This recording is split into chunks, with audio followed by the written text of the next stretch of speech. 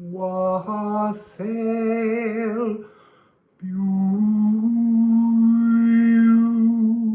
beautiful people. So, once again, thank you. I will catch up with my comments hopefully today. I walked so far to bring you the coffee, the coffee video, that I basically, my legs became so stiff. I feel like we're going to be interrupted because that's part of this. It's a desire to be restful, to be still on the verge of the visible silence, but how there are just energies around that want to interrupt, delay that sense of the comfort, the cradling that pronoia offers us. So, although I've been resting, just to get rid of the shocking pain in my legs was extreme. I was very much feeling my age. But I am in my comfortable room here, and while resting, there's been a real nudging of various different spirits of the stones coming through. What do I mean by the spirits of the stones? The stones are an ancient organic network that has, let's say, been drained, and that's what this 2027 prophecy is about. It's about reinstating the frequency of the old organic network that's long been lost. How long? Well, longer than history remembers. So what's been coming through, the spirit of the Mu people, however you want to look at them, I don't have a name for them. They are the dragon fragments trapped in Agartha. How did this happen? Well, as I said, there was this sense of a quarantine that took place when bacteria, and that is the fungus among us, linear time, stepped in and they had to quarantine themselves. The problem with the quarantine was it allowed the energy of the polarity of shadows to kind of block. The other energy I've been picking up in the last day or two is the presence of bombs. Bombs also seem to, I've been picking up this energy where they further block and lock, and that's part of what we're all going to be preparing to do, which is to lift the weight of the shadows. And how do we do that?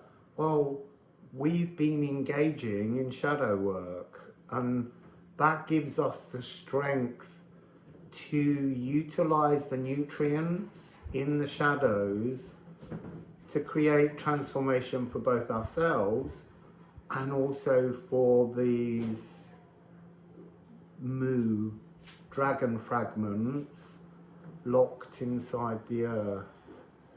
And they are coming out at the end of this 110, so see, and that's the other thing, 110, this 1199, these power spirit numbers that add up to 110, which is the Saros series that ends on the 18th of July 2027. That is Saros series 110. And so one of the energies that's been coming through is the Keeper of Carnac. Now, I met the Keeper of Carnac when I was there at the beginning of this. You see, this is the weirdest thing. I'm picking up the beginning of this journey, the beginning of my pilgrimage, the beginning of my travels, just all seem to be coming back up to say, this is the time when we end our journeys. I mean, look, for some people you haven't begun them in many ways, and I'm not trying to put myself in some kind of spiritual egotistical thing where I say, I've done it, woo! We're all on different speeds, but within the next period coming up to 2027, we will catch up. That's the whole point. So yeah, I was there at Carnac and I met him, the keeper, on my birthday, and it was very much a, you're not ready, so don't talk to me. But now that frequency is coming through. So I'm just going to shuffle some cards. It's interesting, Chiron suddenly on the bottom. I've been fiddling with the deck while I was talking to you. Chiron, be healed, 13-stringed lyre of Olympus, nervous system, material and esoteric realm straddler, and that's the frequency. When these fragments are released, we will fully straddle the realms and our space in the divine earth. So, Keeper of Carnac has just said to me, don't shuffle that deck. Don't shuffle that deck first. Pick up the runes, because the runes are about the stones. And you know, throughout my journey, I've been visiting lots of stones and singing to lots of stones. And he nods in gratitude, retuning the frequency, opening the stones. Calc, this is stone, this is chalky seams of ancient marine creatures. Recalibrate the calcium carbonate. So that's what we've been doing together. You know, I go and I sing, you watch, you hear, you take on that energy, you absorb that energy, and within your souls, you are also transforming the energy for the greater good. So, calc. Unanchor to anchor back in. There's something about unanchor to anchor back in. So, Keeper Carnac, Great Spirit, what would you like to share with the collective today? Where did that go? Oak, support, ache. So, it's something, this has got something to do with the connection between trees and stones. The way in which trees can grow and root in very little soil, but they can cling to the rock. And this is an energy of support.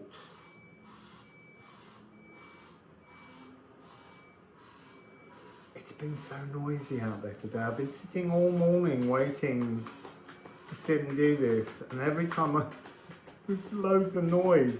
And the noise has been going on since 6 a.m. because it's a tourist town. They have to kind of clean up every morning. So, Keeper of Carnac, please bring a message to the collective. I want to cough a lot, and that's interesting. Throat chakra. It's like there are truths to be spoken. When I went down to a baker's earlier today, the guy working in there had a really bad sore throat and couldn't speak properly. He had to whisper everything. And I was telling him about, I said, are you a musician? And he said, yes. I said, look, G sharp will help to calm and stabilize your throat. So throat chakra has been quite a big energy today. Keeper of Carnac, please furnish us with a message to help us on this journey forwards. There's 2 on the floor and 1 on the table. So on the floor, purge, dej. It's kind of, this energy is coming across that there is a collective purging going on. The astrology tells us that. There's so much, you know, Sun and Neptune are about to dip back into Pisces, and then they will come back out into Aries, and on the 20th of the 2nd, 2026, they will go into a conjunction at 0 degrees of Aries. And that was an energy we picked up somewhere on our travels. I can see myself there. Where was it? Sicily. Yeah, in Syracuse. I can see where I was when it came through. Syracuse. Divine spark. So here, so I'm being shown the energy of source is the divine spark in the shadows. Where there is pure darkness, when light is illuminated, it is the divine spark, 6-6, which is reminding me of spiritual needs rather than physical needs. And then the third card, Ur, that's so beautiful. So Ur is untamable freedom, to roam the land freely, which is a really beautiful, gorgeous frequency, to be free from the shadows. So they're saying we are freeing these soul fragments. I keep calling dragon fragments. They could be the people of the Mu. It's all not fully unfolded in that energetic origami way, but this is what we are working towards now. So I'm just being shown 7-7 that I didn't notice before. Philosopher's Stone. 6-6-2. So 14. So that's reminding me of Divine Dragon energy, 14. So we have one down here. Keeper of Carnac, Trust, 13. This is the Hawaiian goddess of creation. So it's making me think of Shea Pillar, who I've been watching recently, who sits in her space in Hawaii. It's interesting that she would come through because I'm really grateful to watch her. Yeah, maybe I'll put a link to her channel in. She has this wonderful rooster called Riri, who just screams and at all the right moments. There's something very new and youthful in this. The generation of timeless, unseasonal harvests. The mother of all. So it's talking about divine intention. So you can call it the divine feminine if that's how you relate to it, but it's really divine intention. It's the energy of desire to penetrate the physical world, to then later action a skin around it. So this has got, your dreams are being supported, our dreams are being supported, but we've been living in a period where people like to burst the bubbles of dreams, and that's an energy that just will no longer be tolerated. You know, who are we as individuals to pop and burst the bubbles of the dreams of others? We should be the support. We should support each other in our dreams and our desires, and not to come along and poke and pop the bubble of somebody else's desires. We don't have that right. That's not divine actioning. So Keeper of Carnac. There we have it. It's here. The Philosopher's Stone is here. So opposing paths and philosophies converging as one, divinely woven and spiritually stitched, ready to walk your new path. And this, it's a really interesting energy. It's the cosmic loom, the muse of music. By that I mean the creator of all frequencies, the inspiration, the dreams. And what I want to say is there's an energy within this card where at some point we will take what is all our dreams, all of our desires, all of the things in our heart that would make us happy, and we return this energy to the Mu, or to the dragon fragments, to the people living in the inner earth void. And that's when we are gifted with the true stone, because we all have a philosopher's stone. But Mary the alchemist, she created the true inner stone, which is represented by the card in this deck, Vitriol, to visit the earth's interior and to discover the true hidden soul. It's almost like, so there's an energy coming through of dreams bigger than you can dream now. So that's 2027, but that doesn't mean you don't start dreaming them now. You don't start actioning your dreams. Later, an opportunity will come along to expand your dreams. And I would say that's very much what I've been going through recently. I was thinking outside the box, I'd thrown the box away, but I didn't know what could fill the space in that box. So my earliest desires, I had a desire to retire, have been transformed with a whole different divine purpose that, yes, relates currently to this 2027, because we've got to make it there to create and change everything for us and the entire collective. There's so much distorting everything still at the moment, because the shadows have to be lifted from the ley lines. They've been changing, the ley lines have been reforming, the dragon lines. There's also, as we've mentioned before, there are whale songs, the lines of the ocean, and there are also airlines. I don't know why when I want to say that it just sounds like aeroplanes. It's not the airplanes, it's the lays of the air space, and we are in air epoch now for 200 years. So the spiritual paths will become stronger and more dominant. So fascinating. Aqua Vita, which is alcohol. This is the other avenue, the spiritual cul-de-sac. We've gone down the path as far as we can go with this philosopher's stone. And we're now transforming and moving towards the true philosopher's stone.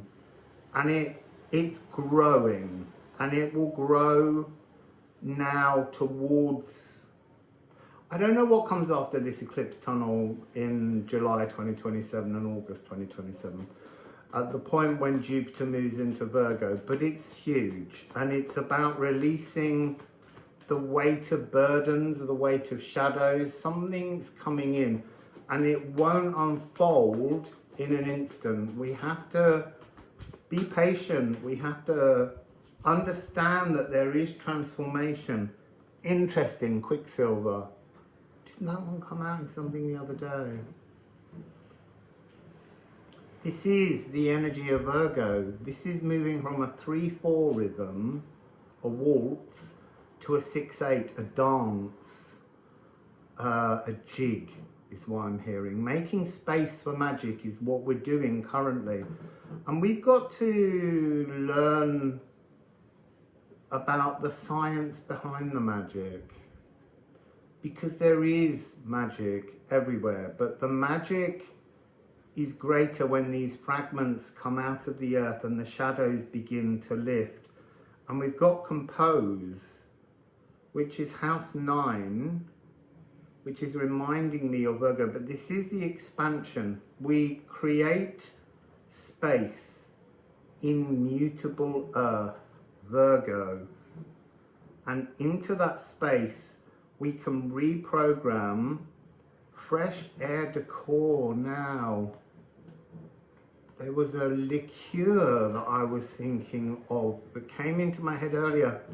I couldn't remember its full name, but it's a drink that has the name, I think it's a curacao, that's the something of love, d'amour, the alcohol of love, I don't know, there's something very, very relevant, because now we're picking up this energy of fresh air decor, new songs of the heart coming through. So I'm going to ask for one more card, and I might put a couple of ceramics on. Cinnabar. The conductor's baton, to be in control of our lives, to no longer be suppressed by people who call themselves rulers that say they have our best interests at heart. No, they have their own best interests at heart.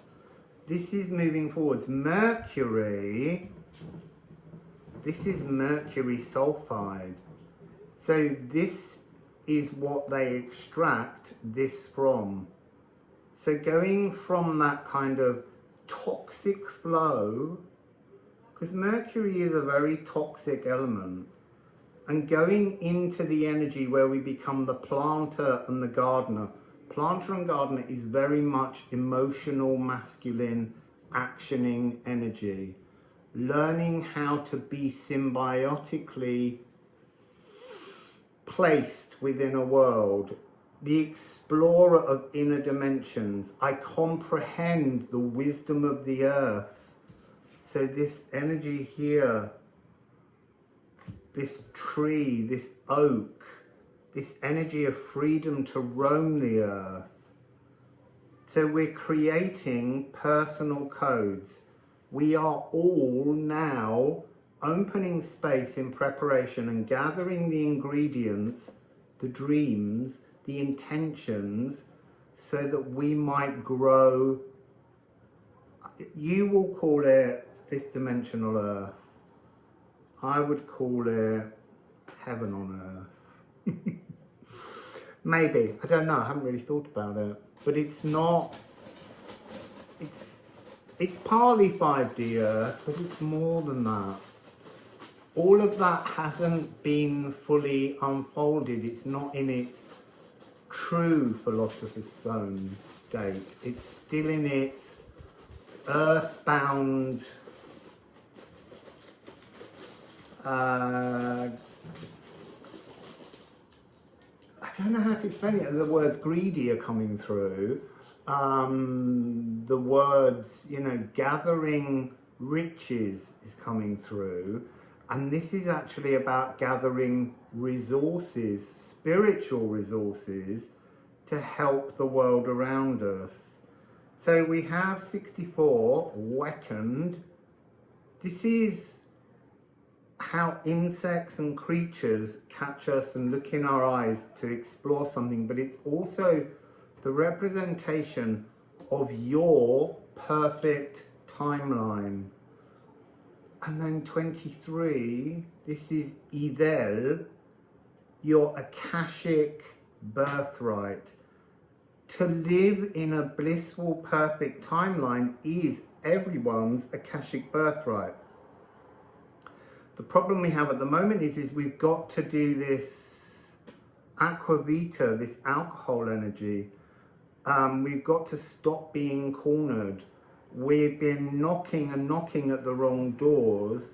We need to be looking at a new spiritual reality because it is transforming. 39, this is a reminder because this is Mona, the moon.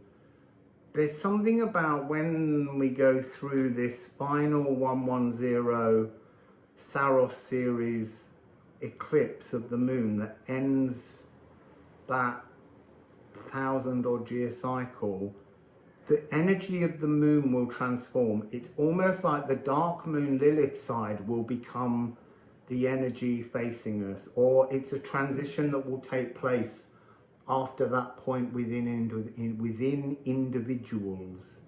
But so the energy of Selene and dark moon Lilith switching, so it's empowering us on earth. And then we have Ken again. Ken again. Divine spark again. There is a divine spark to clear out the cobwebs. Enrobed in darkness, suspended in time's stationary stopped shield, stayed. That's them in the center of the earth. They've been stayed. And this is really talking about them returning. Oh, you see, that's interesting. So we just had the moon. I kept seeing them in my visions, these trapped fragments of our soul, and it is a collective. It's like this piece belongs to, I don't know, 100,000 to 1,000,000 different people. It's part of an oversoul fragment. So it's the very nature of this work is to be collective. But I keep seeing them rising up. I'm being shown a vision of them coming up from the opened doorways where we unlock the shadows to create space for the light to pour out, this divine spark. They're going to go up, and they're part of, they live in the cosmic lagoon, the cosmic ocean between the dark side of the moon and the sun. And then over a period, they will weave back through as collective oversouls to reach groups of us who already are connected to each other in other realms that we can't quite tap into currently. So that's the reading for today. I'm just looking at the bottom of the deck to see if there's relevance. It's so interesting. Airbursten, to break free. Well, them, to break them free, but to break us free. It's like we're doing service to others that helps us to feel strengthened. And then we have Eris. Eris is the chaos. Eris is the golden apple of discourse, the raw feminine disruptor. Because for me, the raw feminine is the strength card. It's to destroy for the sake of love. And that's very much what's going on in the world around us at the moment. The chaotic creatrix, controlled fury. This is very much cerebral energy, moral compass challenges. That's what we're going to be facing. Leo and Scorpio frequency. So I'm just going to keep doing readings for the moment. I know I've got to do one with the henge because the henge has been coming through, and the henge is where my journey began. That's interesting. When I went to the henge, I got covered in henge energy, and it showed up in a photograph with my friend Helen. It's all over us. The energy, it's all, it is divine spark, but there's something of this philosopher's stone. Like it keys in to transform us. So I've got to do a henge energy one next. So we'll see what comes. Anyway, you're all beautiful. Thank you so much for supporting me and turning me back off and back on again.